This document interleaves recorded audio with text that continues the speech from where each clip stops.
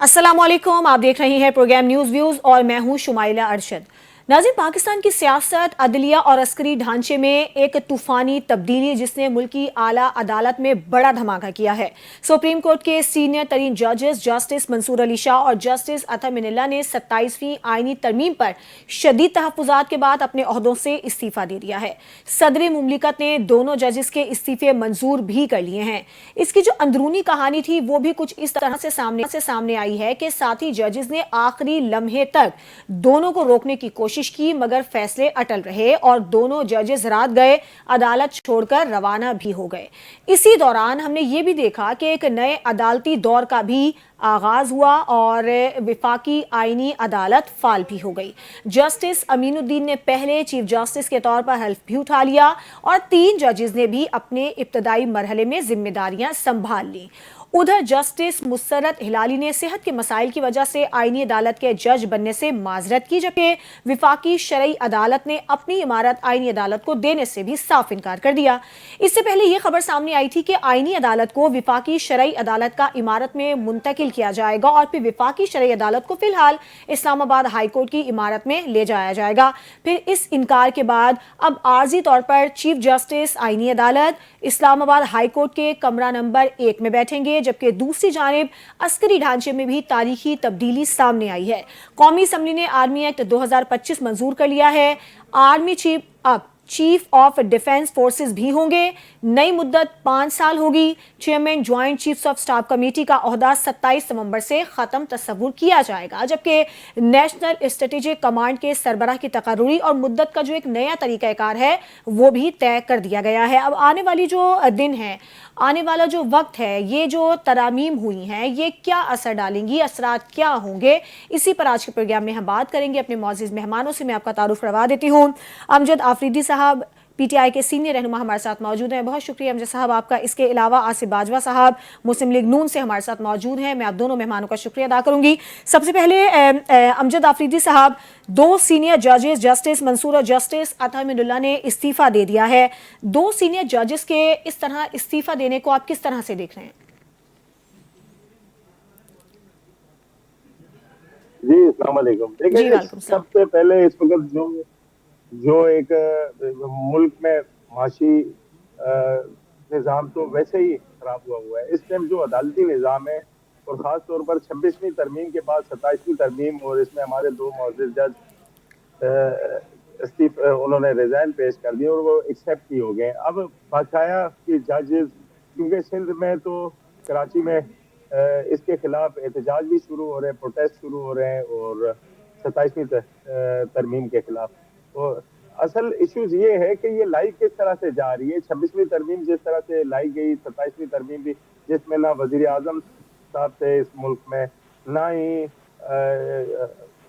Army chief साहब पाकिस्तान में मौजूद नहीं थे। फिर इतवार की रात को ये तरमीम लाई गई और जिस तरह से तो ये एक बहरान बन चुका है। और पहले भी 26वीं तरमीम के बाद जिस तरह का डिस्प्यूट ये जजेस में आपस में, क्योंकि खत तो मुसलसल लिखे जा रहे थे मंसूर अली शाह साहब की जानिब से, ये खत वो लिख रहे थे, फिर उस पर जो वकला थे मुख्तलिफ बार से उसमें एहतजाज भी हुए, आवाज भी उठाई गई, प्रोग्राम भी हुए। तो इस वक्त सूरत ऑल ओवर यही है कि पूरे मुल्क का एक निजाम ही वो जकड़ के रखा हुआ है और ये फॉर्म 47 की हुकूमत बैठी है। सारी चीजें यहीं से खराब हो रही है। ये वही लोग हैं जिन्होंने गुज़श्ता 40 साल से इस मुल्क को यहाँ तक पहुंचा दिया। आज एक हमारे पास आजाद अदलिया हमारे पास बची थी, जिसके जहाँ से एक आम गरीब आदमी को एक था सहारा कि हमें यहाँ से इंसाफ मिलेगा। एक तो बदकिस्मती से 148वें नंबर पर इस टाइम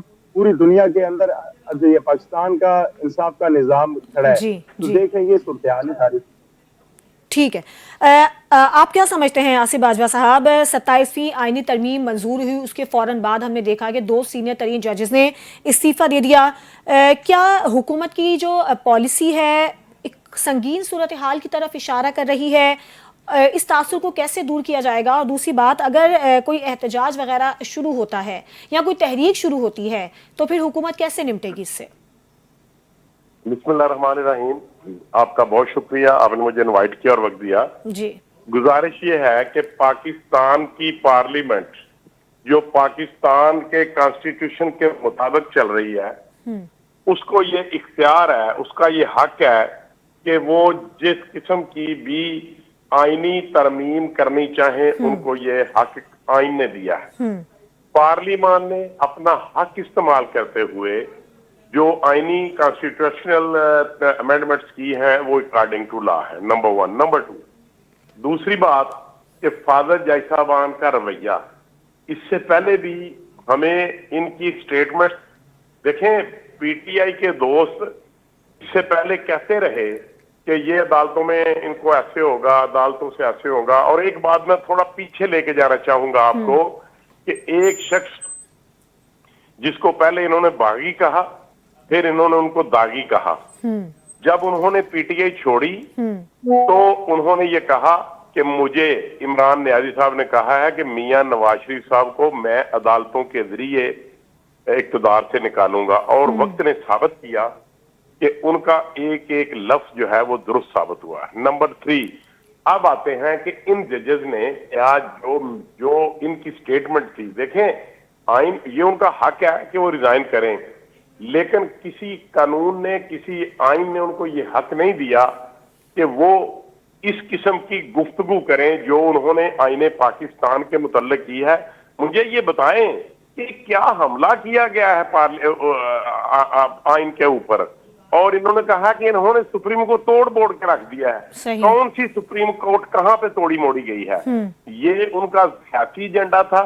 वो पाकिस्तान तहरीके इंसाफ के सपोर्टर थे।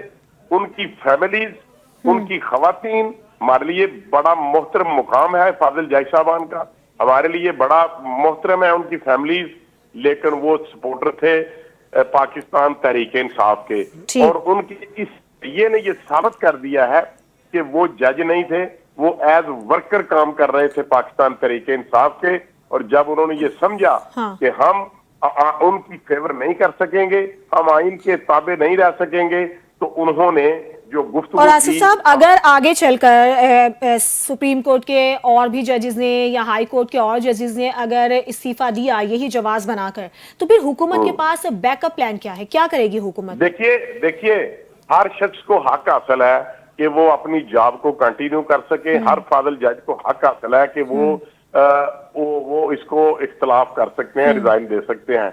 लेकिन क्या आप पाकिस्तान की पार्लियामान के हक को बंद कर सकते हैं कि वो कानून साजी ना करे? ये ताबे हैं पार्लियामान के, ये ताबे हैं कॉन्स्टिट्यूशन के। इनको, और मेरा नहीं ख्याल कि जो बात आपने की है कि कोई और फाजिल जायसाबान जो है वो भी इस तरह करेंगे, ऐसा नहीं है। नंबर 1। नंबर 2, एक बात मैं बड़े बड़े अदब से, बीइंग स्टूडेंट ऑफ लॉ, मैं भी एक वकील हूँ, एक स्टूडेंट ऑफ लॉ हूँ, मैं ये अर्ज कर दूं, आपका नॉलेज हमसे बेहतर है, आप बड़े बाखबर साफी हो, मैं आपको अर्ज करूं बड़े अदब से, विद ड्यू अपॉलॉजी, कि पाकिस्तान की अदलिया की तारीख हमेशा ही कंट्रोवर्शियल रही है और कभी भी क्लैरिटी के साथ जब भी जो भी हुकूमत आई है, ये उसकी फेवर में या उसके खिलाफ, कोई भी जज हो, या उसकी फेवर में या उसके खिलाफ ये फैसले देते रहे हैं। ये जाति पसंद और नापसंद का ख्याल रखते रहे हैं और ये बायस्ड रहे हैं। और मियां नवाज शरीफ साहब के खिलाफ जितने भी फैसले आए हैं वो बायस्ड आए हैं, और उसके बाद वक्त ने साबित किया कि उनके खिलाफ जो फैसले किए गए थे वो गलत थे। और अगर आज उस तरह के जजेस ने इस्तीफा दिया है तो मैं ये समझता हूं हमें और इस पर ख्वाजा आसिफ ने कहा भी है कि जब नवाज शरीफ को नाअहल किया गया तो उस वक्त फिर इन जजेस साहिबान की गैरत कहा थी। अमजद आफरीदी साहब, क्या हुकूमती वज़रा का जो ये मौक़िफ़ है कि जब नवाज शरीफ को नाअहल किया गया या दीगर इस तरह के जो फैसले आए जो कि मुतनाज़ा रहे हैं, तो उस वक्त तो जजेस की जानिब से इस्तीफ़ा नहीं दिया गया, इस पर क्या आप समझते हैं PTI? और इसके अलावा कोई लाहे अमल आप तरतीब दे रही हैं? आज महमूद खान अचकज़ई की ज़ेर सदारत एक बैठक भी हुई है, उसमें भी इन तमाम मामलात पर गौर किया गया है, क्या फैसले आगे किए जाएंगे? देखिए जी, एक शख्स का फैसला या एक जज के फैसले पर तो हर कोई उस पर बिल्कुल बकौल तमाम लोगों के, तमाम पॉलिटिशियन के और मुल्क चलाने वालों के कि ये जमहूरियत के नाम पे मुल्क बना था, तो उस पर तो एक जजेस पर आप आवाज उठा सकते हैं। पूरा का पूरा निजाम जब इस तरह से झंझोड़ कर रख दिया जाए, देखें असल में ये तहरीक जो आजाद अदलिया का कयाम 2007 में ना, ये जब मूवमेंट चली थी, 2 साल के बाद इफ्तिखार चौधरी चीफ जस्टिस साहब थे, और वो ये 2 साल के बाद इसमें खास तौर पर ये आर्टिकल 175A, ये मेरे भाई वकील हैं, ये ज्यादा जानते होंगे, और 18वीं तरमीम के बाद थोड़ा सा आजाद अदलिया महसूस हुआ था, पाकिस्तान के लोगों को भी, जजेस भी फैसले देने लग गए थे, तो ये चीजें बेहतरी की तरफ गई थी। मगर आज की देखे ना, ये कह रहे कि हम असेंबली के अंदर बैठकर पार्लियामेंट सबसे ऊपर है और पार्लियामेंट पहले तो ये चेक किया जाए, पार्लियामेंट 17 सीटों वाली पार्टी को आपने हुकूमत उनके हवाले कर दी, फिर एक जमहूरी पार्टी को उसके चेयरमैन पर आपने 200 से ज्यादा केसेस बनाकर और उनको जेल में डाल दिया, उनसे पार्टी निशान ले लिया, फिर आजाद उम्मीदवार जब जीत कर आए उनसे फॉर्म 45 लेकर फॉर्म 47 दूसरे, जिन्होंने 1100 वोट लिए उनको 1,11,000 वाले वोट पर बरतरी कर दी, अवामी मैंडेट की बेतुकी की। उसके बाद 26 में जब आती है हमारी रिजर्व सीटें, खवातीन की सीटें, हमारी अकलियत की सीटें, वो तमाम सीटें ये खा गए, हमें सीटें मिली नहीं, ना ही हमें देखें, हम भी इस पर आवाज उठा सकते थे ना, कि हमारे साथ उसमें बिल्कुल ये साहब का चीफ जस्टिस ये उसमें मौजूद थे सारे अमल में, और इन्होंने निशान का जो हमारा केस चल रहा था वो सारा उन्हीं का फैसला था, और उस दिनों था जब इलेक्शन में तकरीबन नॉमिनेशन वगैरह भरकर सारे वो स्कूटनी हो चुकी थी उसके बाद। मगर आप पूरी अदलिया को इस तरह से निशाना नहीं बना सकते। जजेस अपना काम करें, सियासतदान अपना काम करें, और जो डिक्टेटर है वो अपना काम करे, सब तमाम इदारे जब अपना अपना काम करेंगे तो अमजद साहब फिर क्या सोच रही है पीटीआई? कोई इस पर पार्लियामेंट में कोई नया लाहे अमल अपनाया जाएगा, या फिर अगर ये वकला साहिबान की जानिब से कोई तहरीक शुरू की जाती है, या फिर अगर एहतजाज का कोई सिलसिला शुरू होता है तो क्या पीटीआई हिमायत करेगी, साथ देगी? बिल्कुल, पीटीआई आजाद अदलिया के लिए हिमायत भी करेगी, साथ भी देगी, और इंशाल्लाह तहरीक कराची में और सिंध में एहतजाज शुरू हो गए हैं, और इंशाल्लाह पूरे पाकिस्तान में एहतजाज होने चाहिए, और आजाद अदलिया के लिए निकले पाकिस्तान की अवाम साथ। पीटीआई देखें, पीटीआई का मुतालबा ये आइन कानून की बात करते हैं, एक शख्स इमरान खान साहब, उनके साथ एक सूबे का 4 करोड़ आबादी के सूबे का वजीर आला, उसकी मुलाकात नहीं कराई जा रही, ठीक है, और वो तकरीबन 5 से 6 बार इस्लामाबाद कल भी आए हुए थे, नई मुलाकात, फैमिली वालों की मुलाकात नहीं कराई जा रही। ये कौन सी जमहूरियत में इस तरह से होता है? पाकिस्तान ने इंटरनेशनल रूल के हिसाब उनकी भी खिलाफ वर्जी की जा रही है। तो ये इस तरह का इस वक्त निजाम चल रहा है जिससे मुल्क को नुकसान हो रहा है, मुल्क के अवाम को नुकसान हो रहा है। इस वक्त 28 से ज्यादा मल्टीनेशनल कंपनियां मुल्क छोड़कर चली गई है, 23 लाख लोग एक साल में 2023 में मुल्क छोड़ कर गए हैं। तो ये सारा नुकसान मुल्क को हो रहा है, और ये हुकूमत उस पर डटी हुई है। इन्हें अगर इनमें 10% भी इनमें अकल और शऊर होता तो ये काम नहीं करते, करवाए जा रहे हैं इनसे, वो कर रहे हैं। तो इस वक्त मुल्क की जो सूरत-ए-हाल है वो बहुत नाजुक है, और जिस तरह की अब रात के अंधेरे में हलफ लिए जा रहे हैं, रात के अंधेरे में तरमीमें आ रही हैं। हाँ, ये इन्हीं के जो वफाकी वजीर है उनसे पूछा जाता था 3 दिन पहले तक, वो कहते थे तो हमें पता ही नहीं है, कोई 27वीं तरमीम नहीं आ रही, कोई 27 बाद में डायरेक्ट जब 27वीं तरमीम आती है तो ये बैठ जाते हैं, कहते हैं हमने करानी है।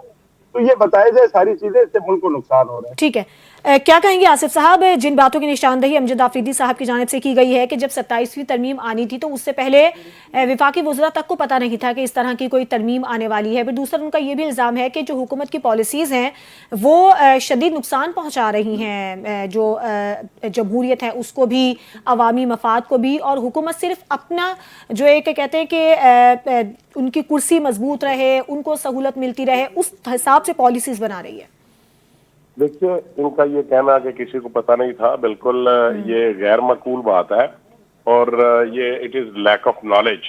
बात ये है कि जब ये बिल ले किया गया उसके बाद ये पार्लियामेंट्री कमेटी के पास गया, और वहां पे पाकिस्तान की तमाम अपोजिशन पार्टीज को ऑन बोर्ड लिया गया, और पाकिस्तान तहरीक इंसाफ को भी उसमें इन्वॉल्व किया गया, लेकिन क्योंकि इनके पास कोई ग्राउंड नहीं थी, इनके पास कोई पॉइंट्स नहीं थे जो ये कहते कि इस बिल में ये गलती है या ये बिल जो है मुल्क की आइन और किसी कानून के मुतसादिम है। आसिफ साहब, जब ये एतमाद में लिया गया था तो क्या अदलिया को भी एतमाद में लिया गया था? जो उनके तहफुजात थे, क्या उन स्टेक होल्डर्स को भी देखा गया था, उनकी बातें सुनी गई थी? तहफुजात क्या?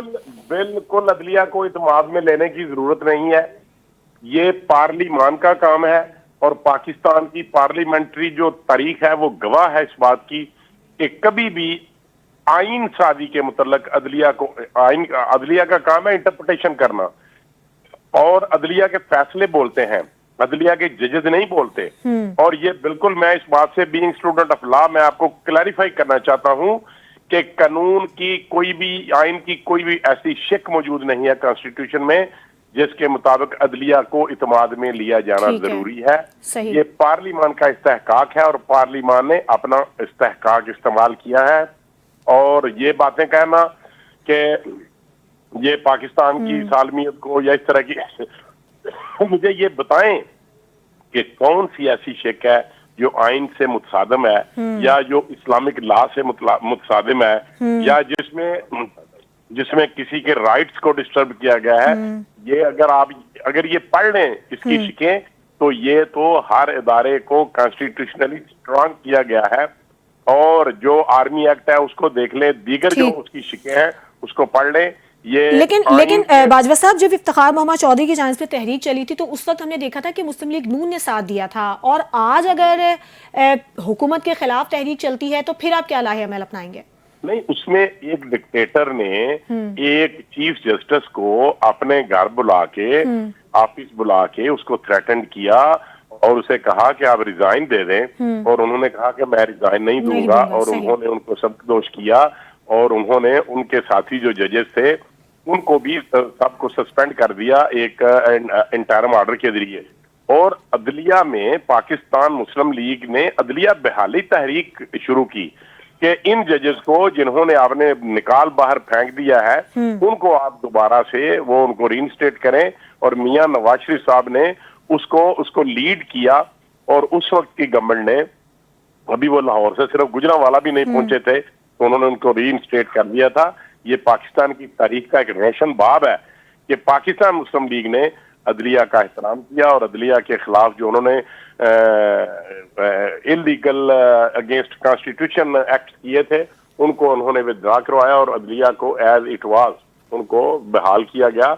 और ये हमारी एक तारीख है कि हमने अदलिया की बहाली के लिए सबसे बढ़ के काम किया था। न सिर्फ पाकिस्तान के वकला ने बल्कि पाकिस्तान मुस्लिम लीग नून ने पाकिस्तान के भर के वकला को सपोर्ट किया था। ठीक है। अच्छा, अमजद आफरीदी साहब, आप हमें ये बताइएगा कि जो आईनी केसेस होंगे वो आईनी अदालत की तरफ जाएंगे, जो दूसरे केसेस हैं वो सुप्रीम कोर्ट सुनेगी, तो क्या जो एक आम आदमी है उसको इंसाफ की फराहमी में कुछ बेहतरी होगी, रिलीफ मिलेगा? क्योंकि बहुत बड़ी तादाद में, हज़ारों लाखों की तादाद में केसेस होते हैं जो कि सुप्रीम कोर्ट की तरफ होते हैं। तो आपके ख्याल में ऐसा नहीं कि कुछ रिलीफ आवाम को यकीनन मिलेगा जब एक डिवाइड हो जाएंगे केसेस, आईनी केसेस उधर चले जाएंगे, जो आम आदमी के केसेस हैं वो सुप्रीम कोर्ट में रहेंगे? देखें, मैंने पहले बताया कि इस वक्त पाकिस्तान का अदालती निज़ाम 148वें नंबर पर है। और बदकिस्मती है इस मुल्क की, इन्होंने कहा कि इन्होंने अदलिया के खिलाफ बोलते रहे, बाजवा साहब अभी फरमा रहे थे।